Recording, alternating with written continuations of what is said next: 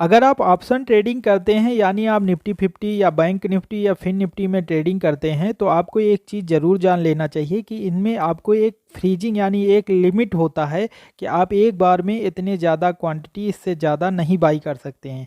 समय समय के अनुसार एनएससी के द्वारा इसे बढ़ाया घटाया जाता है, लेकिन ये होता है कि जैसे मान लीजिए आप एक्सपायरी डेट ट्रेड कर रहे हैं तो आपको ज़्यादा क्वांटिटी बाई करना हो तो आपको इसमें फ्रीजिंग लिमिट ज़रूर पता होनी चाहिए, कि कोई मान लीजिए आपने फ्रीजिंग लिमिट से ज़्यादा बाई करना चाहा तो आपका जो है ऑर्डर रिजेक्ट हो जाएगा और आपके जिस भी प्राइस पे आप बाई करना चाह रहे थे वो वो प्राइस आपसे मिस हो जाएगा। तो मैं आपको दिखाने वाला हूँ कि आपको खैर आपके ब्रोकर में ये लिमिटेड होता है कि जैसे ही आप उसमें डालेंगे तो आपको एक मैसेज शो होने लगेगा कि आप कितनी क्वांटिटी मिनिमम और कितनी हाईएस्ट एक बार में बाई कर सकते हैं।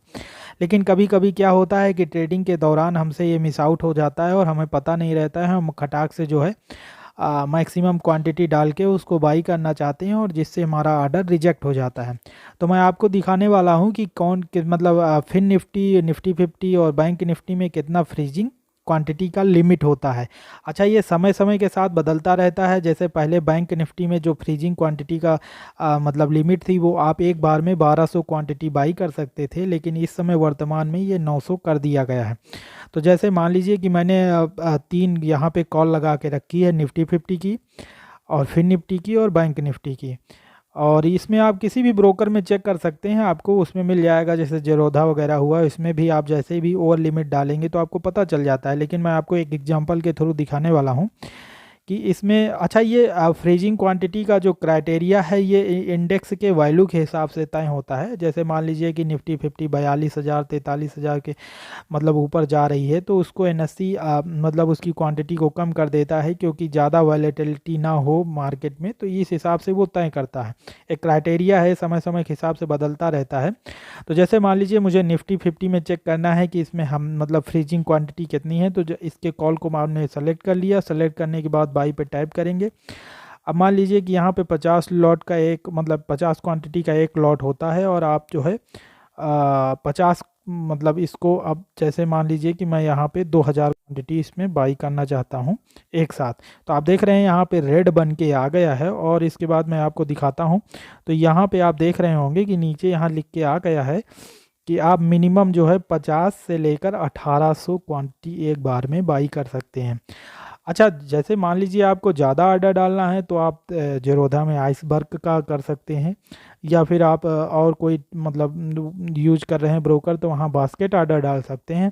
लेकिन एक बार में आपको 1800 क्वांटिटी से ज़्यादा आप निफ्टी 50 में बाई नहीं कर सकते हैं। आपको ज़्यादा क्वांटिटी बाई करना है तो आप बास्केट ऑर्डर बनाइए या आइसबर्ग, जेरोधा का आइसबर्ग यूज कर दिए तो उसमें आप कर सकते हैं। लेकिन एक बार में 1800 से ज़्यादा नहीं कर सकते हैं निफ्टी 50 में।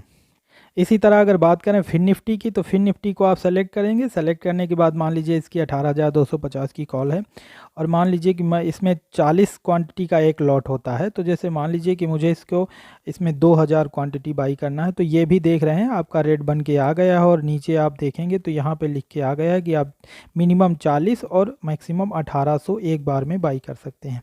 तो यानी इसका भी फ्रीजिंग जो लिमिट है वो 1800 क्वांटिटी है।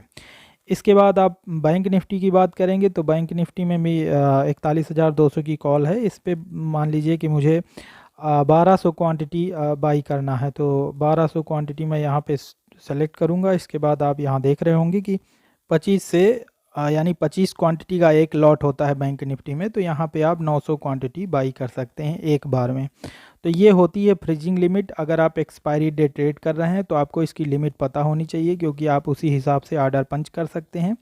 और वैसे मैंने फिर से आपको बताया कि आप अगर ज़्यादा क्वांटिटी में बाई करना चाहते हैं तो आप बास्केट बना सकते हैं या फिर आप जेरोधा का आइसबर्ग ऑप्शन यूज कर सकते हैं। तो सिंपल सा ये इसका फंडा होता है, आप इसको ज़रूर ध्यान रखें। ये छोटे छोटे टर्म होते हैं लेकिन आपको ट्रेडिंग के दौरान इसको याद ध्यान रखना चाहिए। वैसे आपके ब्रोकर के द्वारा पता चल जाता है, लेकिन फ़िलहाल आपको जानकारी होना चाहिए। तो मुझे उम्मीद है कि ये वीडियो आपको हेल्पफुल लगी हो, तो वीडियो को लाइक कर दीजिएगा। आप किस टॉपिक से वीडियो चाहते हैं आप हमें कमेंट करिएगा, तो मैं वीडियो बनाने की कोशिश करूँगा। और हाँ, आप ऐसे ही इंपॉर्टेंट ट्रेडिंग से रिलेटेड वीडियो जानते हैं तो आप इस चैनल को मेक श्योर ज़रूर सब्सक्राइब कर लें, क्योंकि आने वाले दिनों में आपको ऐसे ही वीडियो मिलती रहेंगी। तो वीडियो देखने के लिए धन्यवाद।